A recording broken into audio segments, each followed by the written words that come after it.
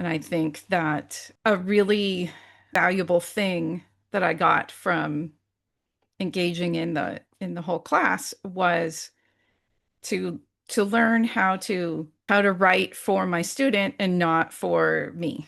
And so all the tools and everything that we were introduced to and the process for figuring this out really helped. And at the same time that I was going through the master class, I was also prepping for my annual in-person classes.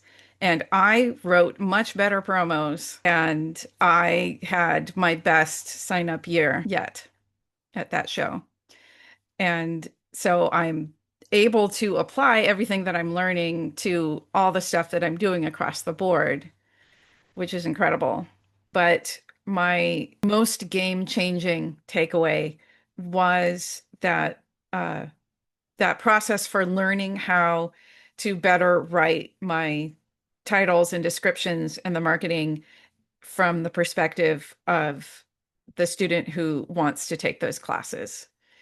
I think that all the other stuff supports how you put it out there, and learning how to better put it out there and then having immediate success with the in-person class, applying that to it.